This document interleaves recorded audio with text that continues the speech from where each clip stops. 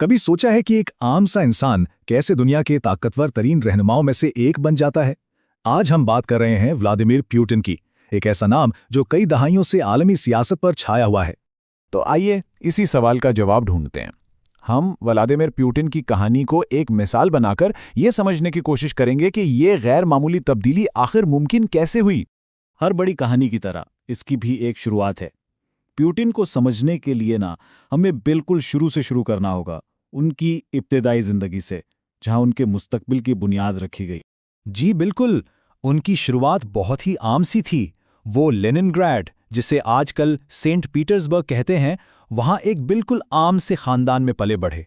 और यही बात उनके एक आम आदमी से एक आलमी रहनुमा बनने के सफर को और भी ज्यादा दिलचस्प बना देती है। और यहां से इनका सफर वाकई एक नया मोड़ लेता है। देखिए, कानून की डिग्री ली, फिर सीधा सोवियत यूनियन की खुफिया एजेंसी केजीबी में चले गए।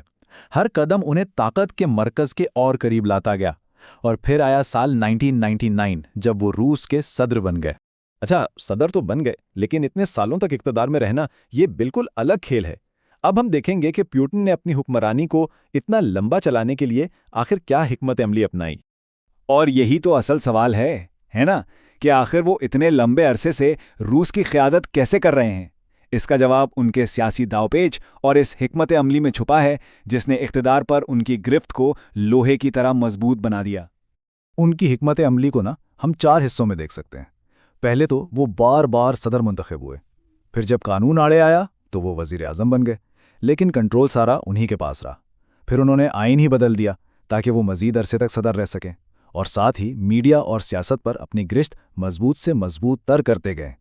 तो नतीजा क्या निकला? नतीजा एक ऐसा सिस्टम था जो पूरी तरह उनके कंट्रोल में था। अवामी हिमायत भी थी और इदारे भी उनके साथ थे। यही वो बुनियाद है जिस पर उनकी हुक्मरानी आज तक कायम है। अच्छा, तो ये तो हुई इख्तिदार में रहने की बात, लेकिन सवाल यह है कि वो दुनिया भर में इतने मशहूर और ज़ेरे बहस क्यों हैं?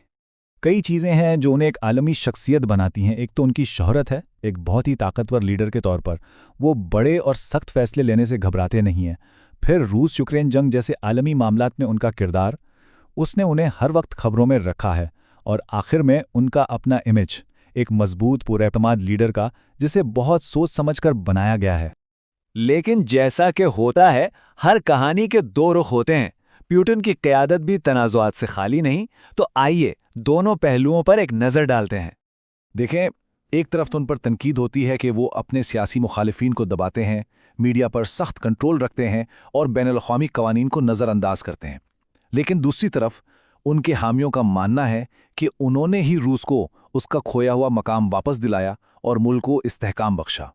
और ये एक जुमला, पुतिन ने रूस को दोबारा सुपर पावर बनाया, उनके हामियों की सोच की पूरी अक्कासी करता है।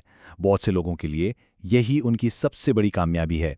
तो इन सब बातों के बाद हम कहाँ पहुँचते हैं? सच तो यह है कि इनकी शख्सियत और इनके काम को किसी एक लफ्ज़ में बयान करना बहुत मुश्किल है। ये एक सवालिया निशान की तरह है।